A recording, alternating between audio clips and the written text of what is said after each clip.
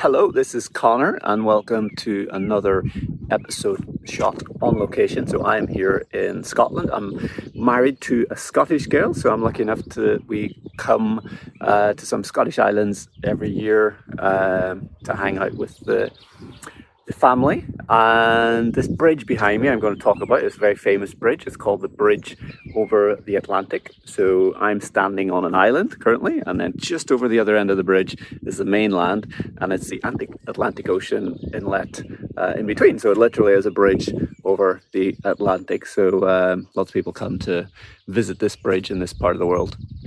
And this is my tenuous link for this episode today. I think in Optical Success Academy, in a way, we are putting a bridge over the Atlantic as well in terms of connecting like-minded optometrists and practice owners in the UK and Ireland with those in North America and in the US and in Canada. And we're specifically coming out to do our next live event in the US in Chicago in July 13th and 14th. But this idea of connecting like-minded people and this bridge over the Atlantic idea, I've got a couple of prudent points that I think will help in terms of practice building information.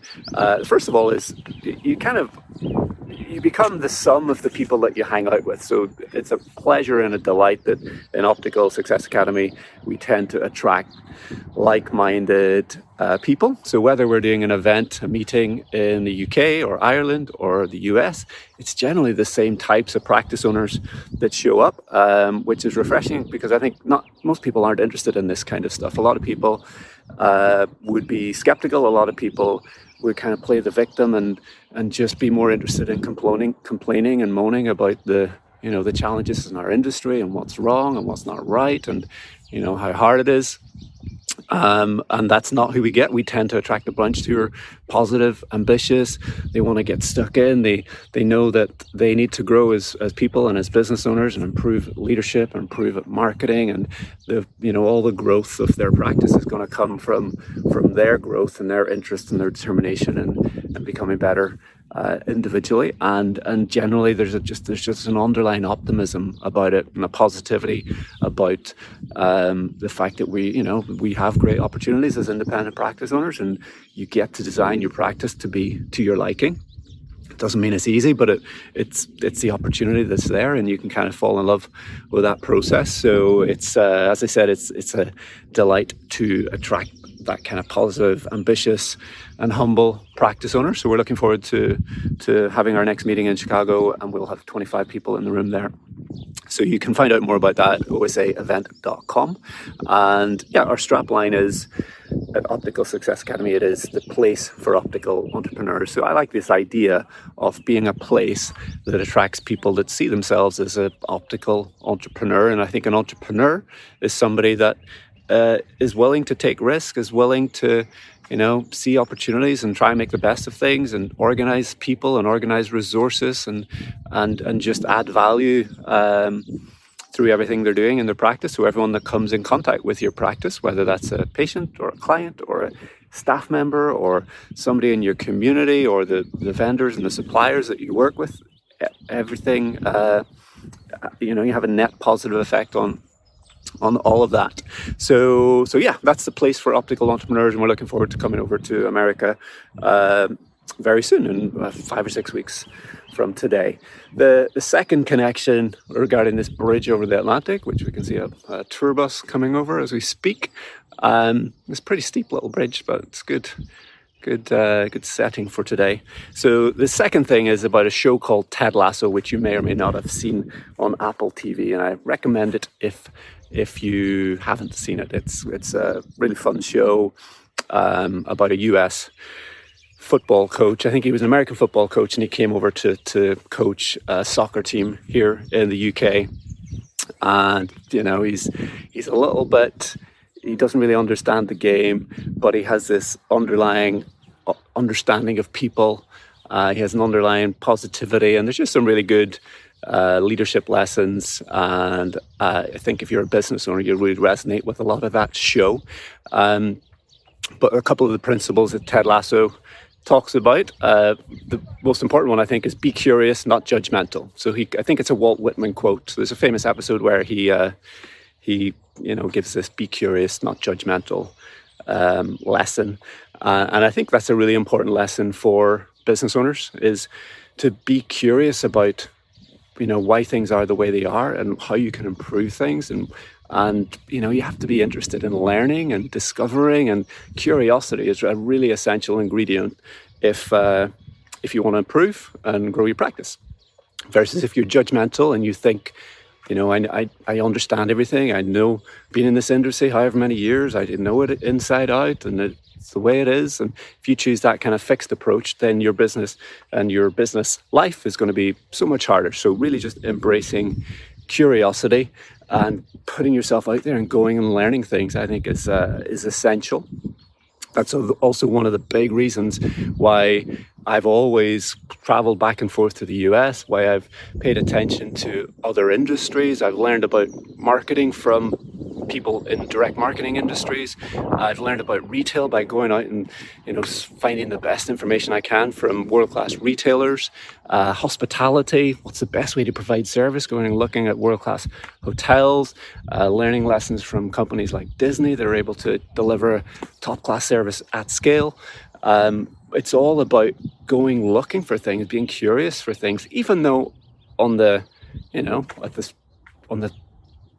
if you just look at it at first glance, it could think, well, none of that is relevant for an optometry or an optical practice, but it all is, because the most important thing in business is people, and people are predictable, and people operate in a certain way. Our brains are wired in a certain way. So if we really want to wow people and make them feel special and deliver a great service, we really need to get in tune with what is going on in their head, and how can we make them feel special and give them the kind of service that they want. So that's relevant whatever the industry. It's not just about putting your blinkers on and settling into your little industry as an optometrist or an optician.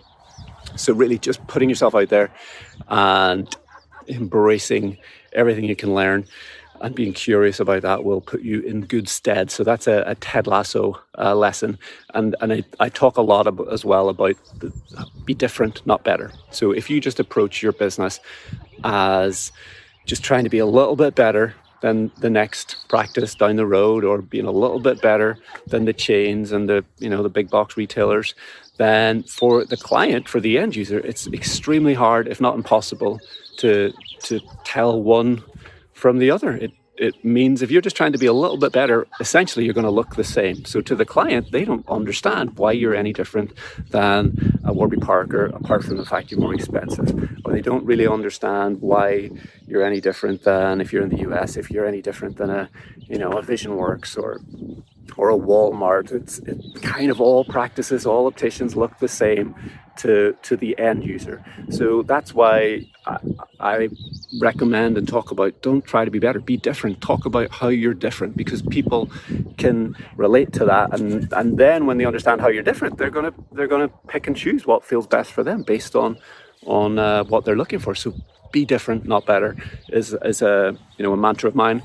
And how you learn how to be different, not better, is by looking for ways to be different and putting yourself out there and traveling and paying attention to different industries, different businesses, learning different skills, learning about marketing, learning about leadership. All of these things add up to helping you be different, not better.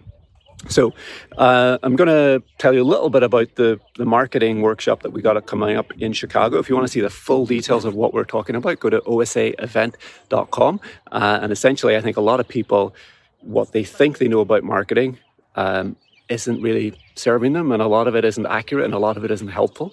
So it's really about re-examining everything you think you know about marketing, your practice, and breaking it down to the principles that will allow you to attract the type of clients that you want. Because none of us, you might think you do, but you do not want every single patient in your town. That is a recipe for disaster, because patients are all different and a lot of them value different things. So you want to be selective about the ones that you want to attract to your practice. So I'll be back in a moment to tell you a little bit more about that, but check it out at osaevent.com.